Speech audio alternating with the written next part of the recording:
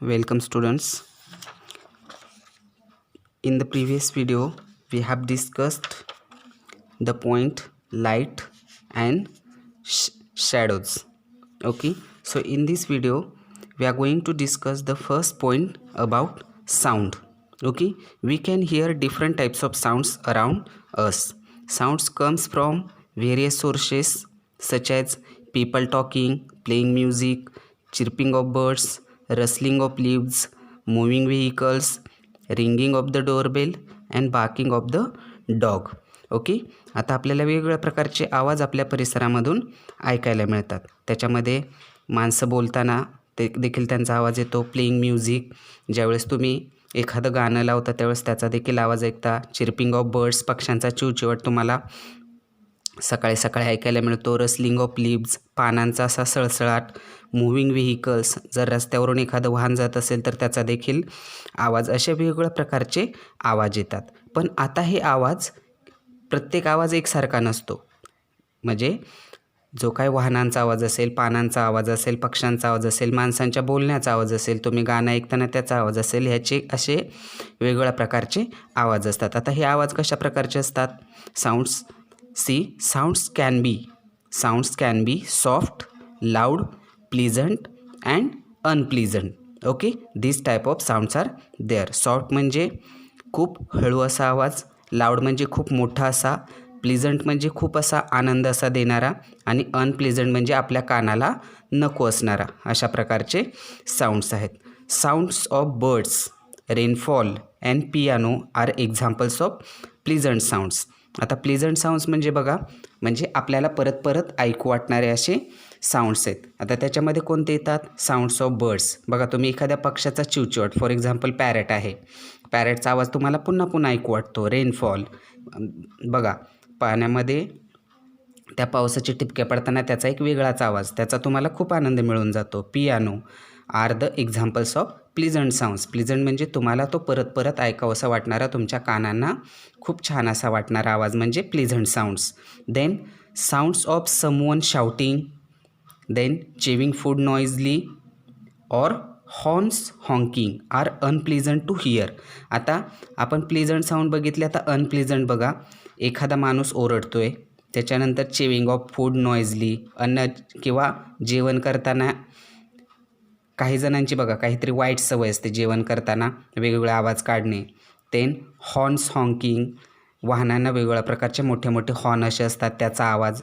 हा जो आवाज आहे हा तुमच्या कानांना नकोसा वाटणारा आवाज आहे, म्हणजेच हा कसला? Unpleasant. Such unpleasant and loud sounds are called noise. असेच तुमच्या कानाला आणि लाऊड साऊंड्स म्हणजे मोठ्या मोठ्याने जे येणारे आवाज आहेत, जे तुमच्या कानाला नको वाटणारे आहेत, यालाच काय म्हणायचं? नॉईज, म्हणजेच गोंधळ. ओके, पुढं बघूयात आपण. आता इथं बघा, मी तुम्हाला काय सांगितलं? Loud sound, soft sound, pleasant sound and unpleasants. आता ह्याचे आपण एक्झाम्पल्स बघूया. Soft sound. सॉफ्ट साऊंड म्हणजे बघा, child whispering something in year, म्हणजे आपण एखाद्याच्या कानामध्ये हळूच काहीतरी बोलतो, याला काय म्हणायचं? Soft sound. आता लाऊड साऊंड एक्झाम्पल काय आहे ते बघा. बॉय बीटिंग अ ड्रम, म्हणजे एखादा मुलगा जोरजोराने ढोल वाजवतो, याला काय म्हणायचं? लाऊड साऊंड म्हणायचं. किंवा एखाद्याने स्पीकरवरती किंवा होम थिएटरवरती खूप मोठ्या मोठ्याने असे गाणे लावलेले आहेत, that sound is called the loud sound. Then pleasant sound. Pleasant means, for example, before I told you that rainfall, chirping of birds, okay, that sound is called the pleasant sound. Now unpleasant sound means loudspeakers. आता लग्नामध्ये बघा Dolby वगैरे असतात, त्याचा आवाज असा असतो की आपल्या पोटातले सगळे अवयव हलतायत असं आपल्याला वाटतं. पण हे जे लाऊड साऊंड आणि अनप्लेझंट साऊंड आहेत, हे खरंच आपल्याला हानिकारक असे असतात आणि त्याच्यापासून काय होतं? नॉईज पोल्युशन होतं. नॉईज पोल्युशन म्हणजे ध्वनी प्रदूषण होतं. We get disturb by high levels of sound, आणि अशा प्रकारच्या आवाजाने आपल्याला डिस्टर्ब होतं, तो आवाज आपल्याला नकोसा वाटतो. It is very harmful for our health and diminishes. तर हा अशा प्रकारचा जो प्रदूषण असते, ह्या मोठ्या मोठ्या आवाजामुळं काय होतं? आपल्याला धोकादायक हा आवाज. For our health and diminishes our quality of life.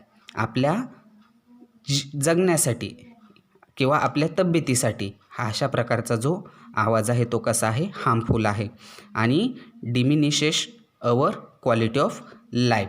काय करतं, आपल्या जगण्याची जी क्वालिटी आहे आपल्या जीवनाची ती काय करते, कमी करते. In order to avoid noise pollution, आता हे जर ध्वनी प्रदूषण आपल्याला थांबवायचं असेल किंवा कमी करायचं असेल तर काय केलं पाहिजे, वी शूड स्पीक सॉफ्टली, आपण हळू आवाजात बोललं पाहिजे. Play music and T V at low volume, म्हणजे आपण जी गाणी लावतो, टी व्ही लावतो त्याचा आवाज कसा ठेवला पाहिजे, लो ठेवला पाहिजे, म्हणजे कमी ठेवला पाहिजे. And avoid the use of horns as far as possible, आणि हॉर्नचा जो आवाज आहे तो काय केला पाहिजे, अवॉइड केला पाहिजे. Now second topic we are going to discuss, that is force.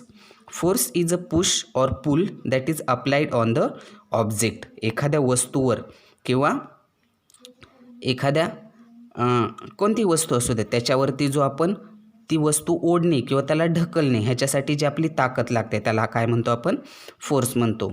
Okay, then now tie a string to a toy car.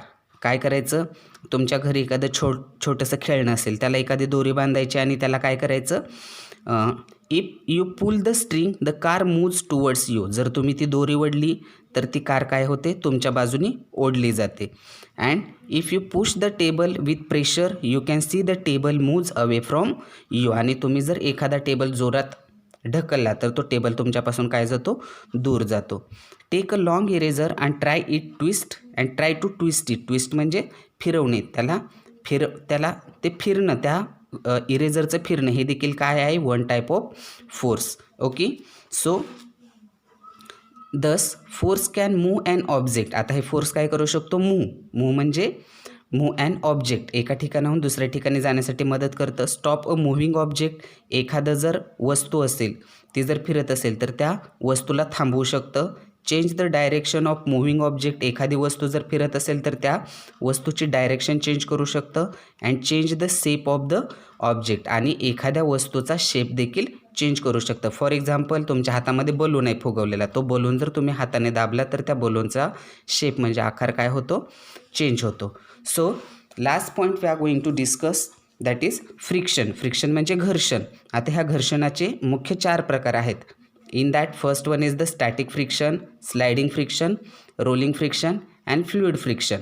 आता याच्यामधले स्टॅटिक, स्लायडिंग अँड रोलिंग हे जे 3 फ्रिक्शन्स आहेत हे कुठं घडून येतात, this 3 frictions occur between solids, म्हणजे ज्या सॉलिड ऑब्जेक्ट्स आहेत त्याच्यावरती हे 3 प्रकारचे जे फ्रिक्शन्स आहेत ते घडून येतात. आता हे फ्लुइड फ्रिक्शन्स आहेत म्हणजे द्रव घर्षण आहे, हे कशामध्ये घडून येतं, fluid frictions occur between liquids and gases.